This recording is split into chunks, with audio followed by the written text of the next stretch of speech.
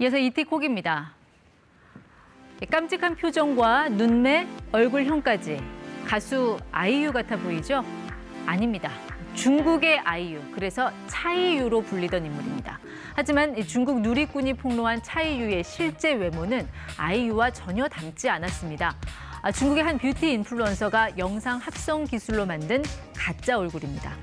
앞으로는 누군가가 내 얼굴과 이름, 음성 등을 영리적으로 사용할 경우 손해배상을 청구할 수 있게 됩니다.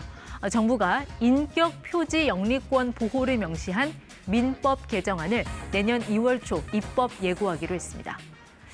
자, 인격 표지 영리권, 영어로는 퍼블리시티권이라고 합니다. 생김새, 음성, 특이한 자세까지 모두를 개인의 재산권에 포함시킨 개념입니다.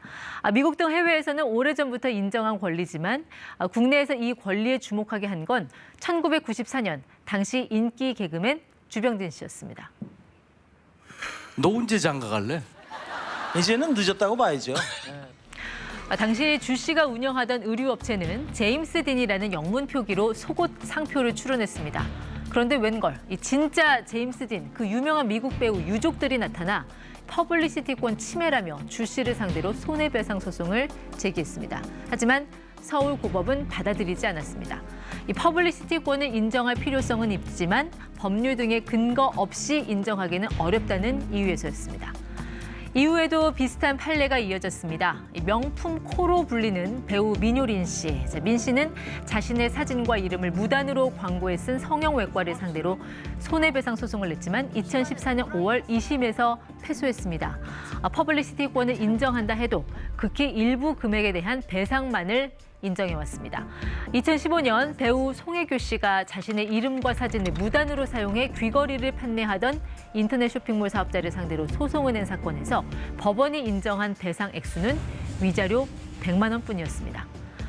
하지만 개정안이 시행되면 이 같은 법원 판결에도 변화가 예상됩니다. 모창 가수나 또 성대모사를 하는 광고도 분쟁에 휘말릴 수 있고 송혜교 귀걸이, 수지 모자처럼 당사자 동의 없이 마케팅을 하는 것도 손해배상 대상이 됩니다. 이 법이 주목받는 건 달라진 디지털 시대상 때문입니다.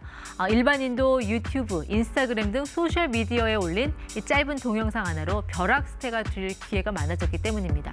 외모, 이름, 목소리를 자신만의 브랜드로 잘 키우면 돈도 벌고 법적으로도 보호받는 시대가 오고 있습니다. 다만 이 침해 범위를 어디까지로 할 것인지가 명확하지 않아 묻지마 소송 등 소송의 남발 우려도 제기되고 있습니다. 지금까지 이티콕이었습니다.